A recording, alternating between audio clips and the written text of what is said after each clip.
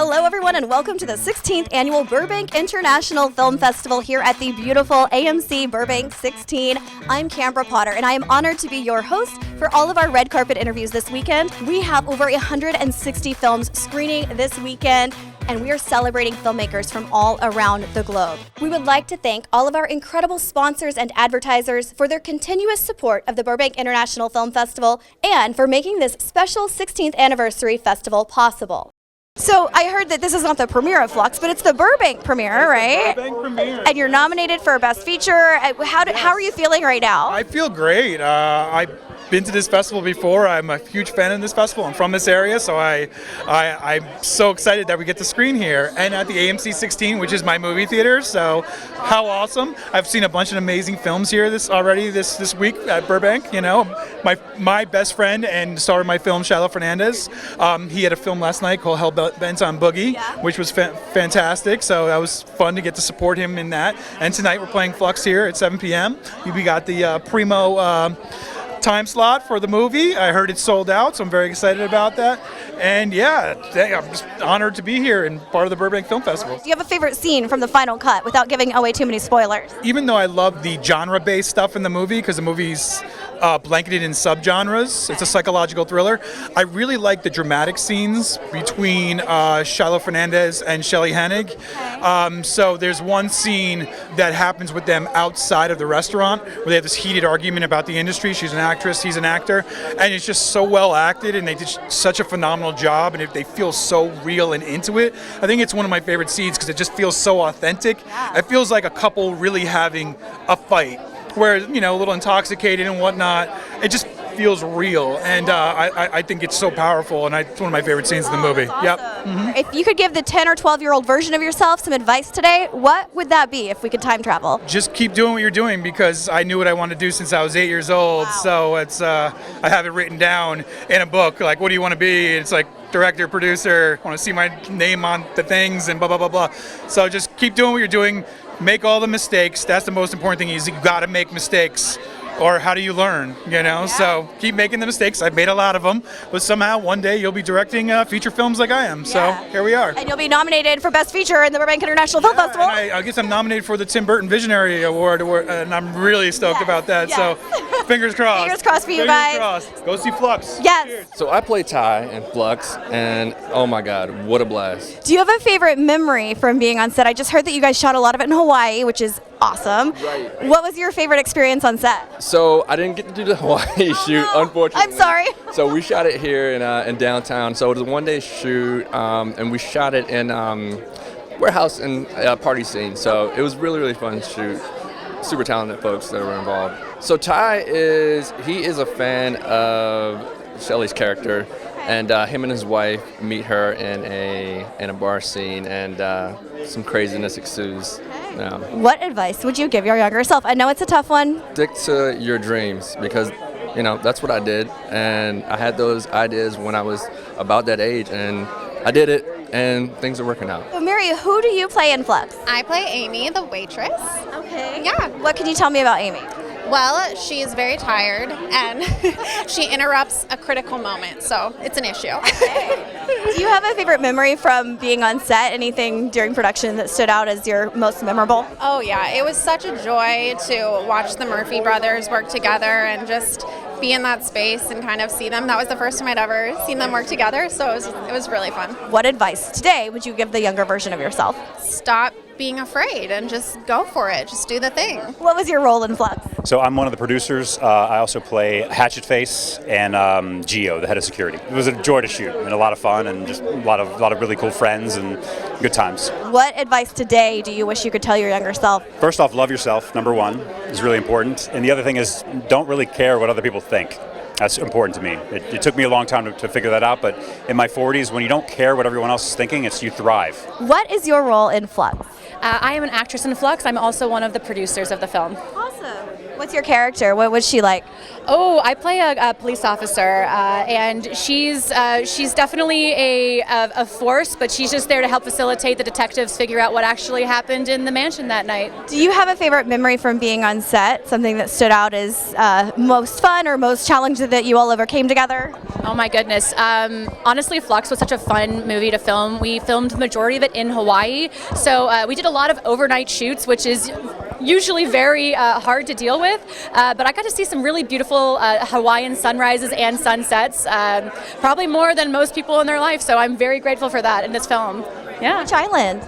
We were on the big island of Oahu. Yeah. Wow. It was so beautiful, and all the locals were so great. We had an amazing cast and crew of Hawaiians, and they were super welcoming and helpful on the project. What advice would you give your younger self? Oh my gosh, younger me, keep going. It does keep happening. You just have to really be tenacious and really driven, and just keep going. There's always something next, and just have fun while you do it. Just keep that childhood memory alive, and that childhood fun. Yeah. Batman Beyond Year One. What about this film can you share with the audience? It's not going to give away too many spoilers. I would say that this hopefully is a really cool sneak peek of what Batman Beyond could look like. You're gonna see like a sci-fi cyberpunk world and a new Batman that people haven't seen before in live action. That's exciting. I know I've heard that there's already some fans here in the audience that are here to see you guys today. How does that feel? Feels great. Yeah. Yeah, I mean, it's a great cherry on top to all the work we've done that people are already excited about it. It'll be at the LA Comic-Con next weekend. Yeah. Okay, that's exciting. Yeah. Do you have a favorite memory, either from production or maybe a favorite scene that made it into your final cut? We had a lot of stunts, which I've done some action before, but I've never done action of this scale. We had a pretty crazy amount of stunts and wire work and just a really great stunt team. So I'm excited for people to see the action scene on a big screen here at Burbank. Yeah. I think this is my favorite part. You know, people have been waiting for a live action Batman Beyond for so long, and like Michael said earlier, it's about taking the conversation to the next level. Hopefully this can just light a fire under someone to bring it to the next level, or bring it to someone else, or just get the word out. So I mean, talking about it, I think, is the best part of it. Do you have a favorite Batman, either of you? Favorite either person who has voiced Batman, or favorite? I have to go with Christopher Nolan and Christian Bale. Yeah, I mean, I would say it's a split. You've got Kevin Conroy for the animated version, but for live action, I agree. I love the Nolan and Christian Bale versions. First of all, Nakia, congratulations on being not only here at the Burbank International Film Festival, but you're also nominated back to Bridgewood. How does that feel? Oh, it's amazing. This is the first time my cast has gotten a chance to see the film, so I probably look like a raccoon right now from crying so much and just all of the wonderful accolades, and it's been an extreme blessing. So I was the producer, the writer, and the lead actress.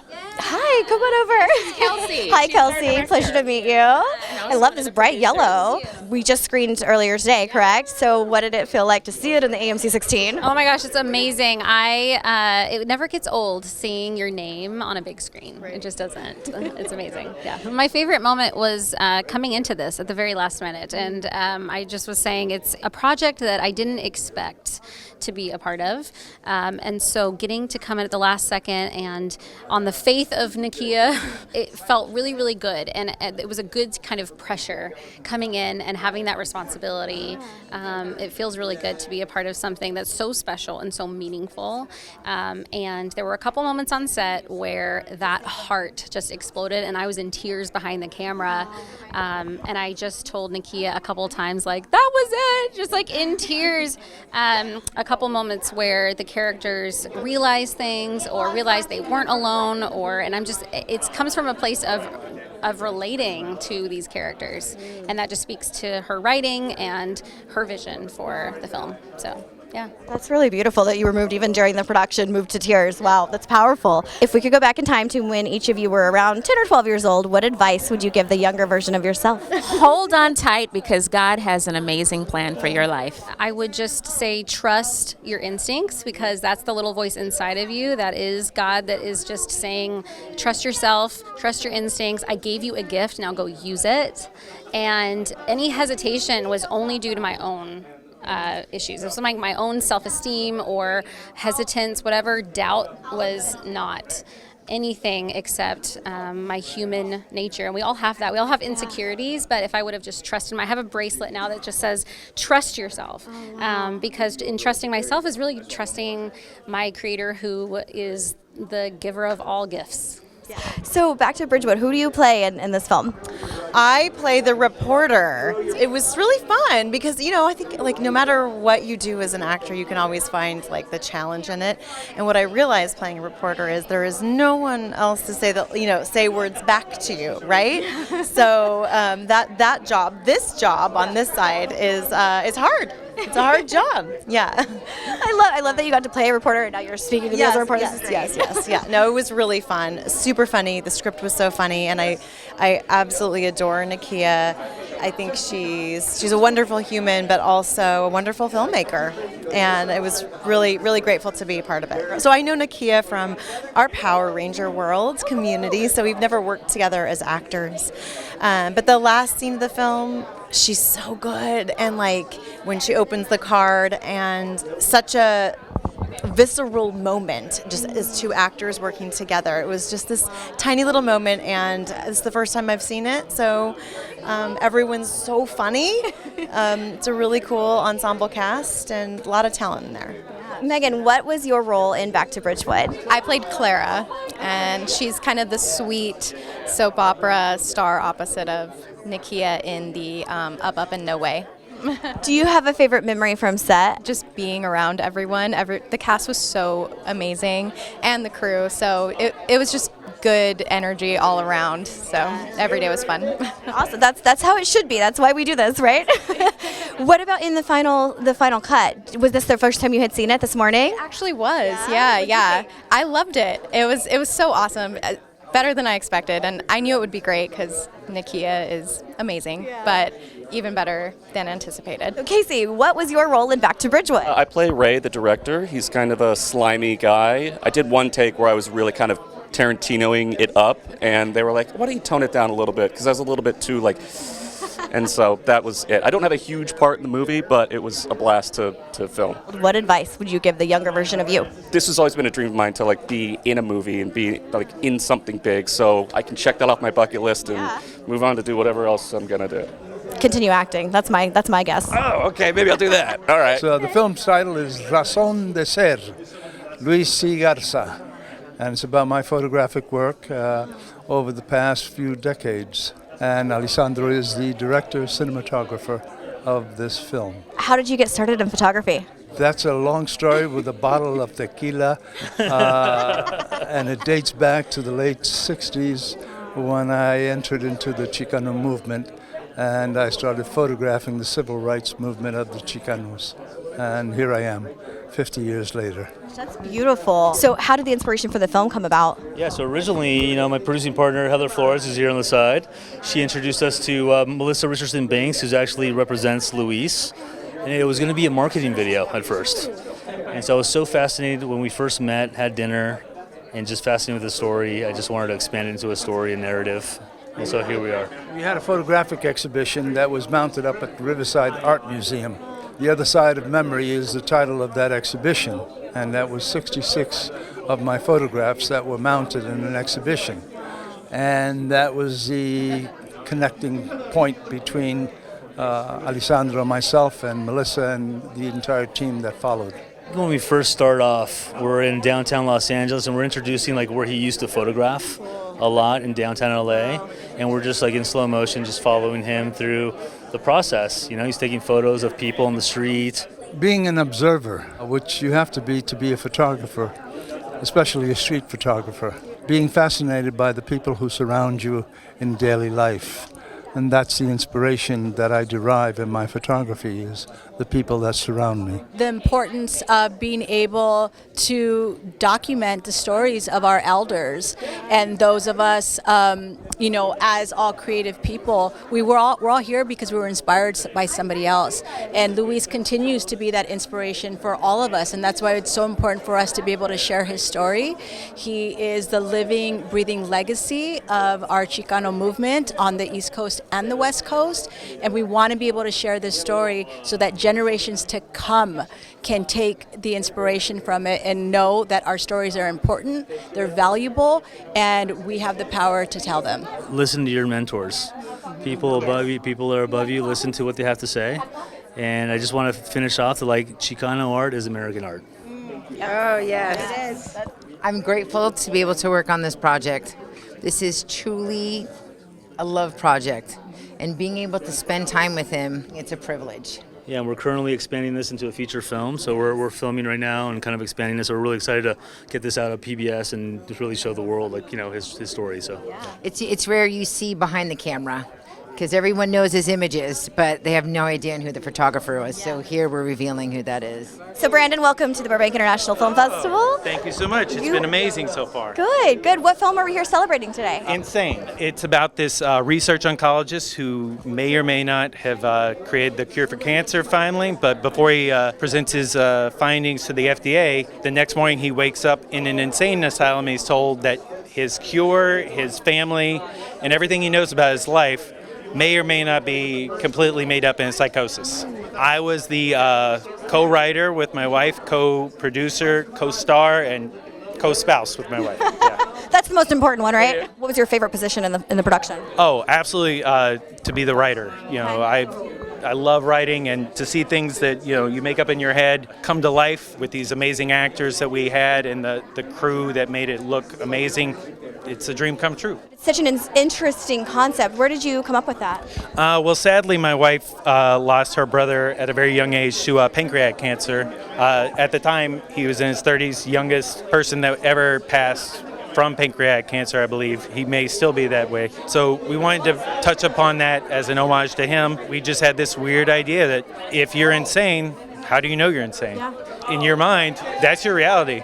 And if that's your reality, like if somebody else comes along and you're like, oh, you think that carpet's red? Everyone else thinks it's blue. You're like, what? Wow. How would you know? Congratulations on being here. I think you have some nominations for tomorrow as well. We do. We're very lucky to be nominated for a Best Horror Thriller Film. So we're excited about that. Best of luck to you and congratulations. Pleasure to meet you, Brandon. Nice to meet you. Thank you. We're celebrating Red tonight. Yes. Red is about a young girl who loses her mother and the year after, where she's trying to get closer to her father and her mother's heritage, even when they're going in opposite directions. I was the writer-director. And I was the editor, just the cleanup crew. I feel like that's still an important job. Don't sell it short. Do you guys have a favorite scene or even a favorite memory from set? Favorite scene has got to be the first graveyard scene. Being able to see kind of the mix of animation and live action. It's not something you see a lot in film today, and I don't know, I thought it was an incredible idea by Madison, and it was great seeing it come to life. My favorite moment on set was shooting the graveyard scene, because it was like 2 a.m. and we had this huge like 12 by 12 grid, and our team lit it up, and I just started hearing this like tick, tick, tick, tick, tick, and like all these beetles start like coming up from the ground, and I didn't know this, but the graveyard had peacocks, and the lights startled the peacocks, and I didn't know what sound peacocks made, but you just hear this like and like these beetles are coming up and it's 2 a.m. in a graveyard, and I'm like, was this the perfect movie to shoot? Maybe not, but we had a great crew and everyone just rolled with it, so there you go. What advice would you give your younger selves? Don't be afraid to like reach for your dreams. It sounds so corny, but never thought I'd be working in film. I just moved from Seattle a little while ago, working in tech, and now I get to work on a film, be at a film festival with the woman I love. How incredible is that? I think the advice I'd give myself is at the core of everything that exists is the belief that it's possible, which is pretty cheesy, but you know, the first step to actually doing something is thinking that you can. So, yeah. Watchful Eye. Was this the premiere or it was just a screening? It was a West Coast premiere. Fabulous. Yes, I love that. It was absolutely incredible. Like the crowd was just full, it was packed, and everyone was just having a blast watching it. It was really amazing. I am extremely excited. So many folks came from so far away to support us. So I'm just really grateful and really blown away by the support. Not only from our group, but also from the other filmmakers that we've met here. And the AMC is lovely. Burbank is lovely. What were your roles in Watchful Eye? So I was the lead writer, executive producer, and director. Amazing. I was the art director and producer. Do you have one role or one job that you really feel more passionate about that like speaks to you more than the others? Absolutely. Directing. That is my bread and butter, and it speaks to my soul. I would say typically directing in other projects, but for this one I was the producer, and I think that works well for me because he's a very wonderfully sensitive person who sometimes doesn't like to, come across aggressive perhaps, but I think I have a little bit more fire in me where I can come across as aggressive friendly is what I like to call it, which I think you need to be on set. So sometimes I like to push, for things to kind of go forward as a good producer should, and it lets him kind of hang back and maintain a different type of relationship on set. set. So yeah, I think it works well. I think it works well for us. A tag team duo. Yeah, well, you got that balance. I love it, and I could totally see the fire because like you are fired today. I mean, both of you guys. I have to say, well. She got the armor on right now. I mean, it's not a fashion competition, but if it were, I think the two of you would both win, like respectively, because it's both fabulous outfits. And lastly, you guys are nominated for a few awards, I believe, for tomorrow. How does that feel? It feels great. Yeah, I believe we are up for Best Cinematography, Best Horror Thriller, and Best Actor with John Poffin as Riley. We're here with Rebel Rebel. I am the writer, director, actor, producer of Rebel Rebel, and it's a film about a teenage girl on her first day of an all-girl Catholic school who's doing everything she can to get expelled. Ooh, that sounds interesting. And you wore a lot of hats for this. Do you have a favorite role that you played out of all those positions? I think overall, when you're a storyteller, it doesn't even matter what you do. It's a collaborative process. I loved every moment of it and every hat I was wearing, even though it was very hard. I will say that I extra enjoyed the fact that I played a nun, so I wore a nun habit while I was directing. So I enjoyed that, extra kick when you told somebody what to do. Wearing a nun habit was kind of a fun experience for us all. We had a lot of laughs. Yeah. Was this your first time writing, producing, directing, and acting in the same project? Yes, I've done different roles, but I've never done this many. I've never worn that many hats on my own kind of project that birthed out of my own personal experience. So it felt very special. Is there any advice you would give your younger self? Just don't be afraid. I was a very fearful kid, and I will tell myself that it's okay to not be afraid and to just be fearless. Go after whatever it is you want to do. Invisibles, this is the world premiere for you. What did that feel like? Incredible, because we are from Mexico, and have the premiere here is like a dream, because this is the heart of the industry, so we are so thankful for that. I'm the director and composer. The theme, it's homeless. The life of being homeless, and I've been working with these people for 13 years. Wow. So for me, it's like a dream. I found someone that got my idea, that was interested, that got this feeling. My role is that. I'm the professional, I'm the one who knows about the theme, and he's the artist. This documentary is about the homeless people in Mexico. So when I was doing the documentary, literally shooting on the streets, I found her doing the job for them. So she explained very well how she worked with that people, and she bring like a solution or answers to finish that problem, because it's a problem everywhere. Yeah. With this topic is obviously a little bit of a heavy thing that needs to be shared, that there needs to be light shed on this topic. Is there any message that you hope audiences who see your film walk away thinking or feeling? What do you hope people get from your movie? I know this is a problem, and it's worldwide, where we are doing all these, protocolo, all this investigation. So we have successful cases that I'm sure that if we could expand this knowledge, we seriously can do something. Yeah. I'm really convinced. If you look Invisibles documentary in all platforms, you will find it. My social media as director is Rafi Film Music. Enjoy the festival, and just keep sharing art that matters. Don't forget to follow Burbank International Film Festival on all social media accounts at Burbank Film Fest. Thanks for supporting Burbank International Film Festival. I'm Kambra Potter, and I'm honored to be your host.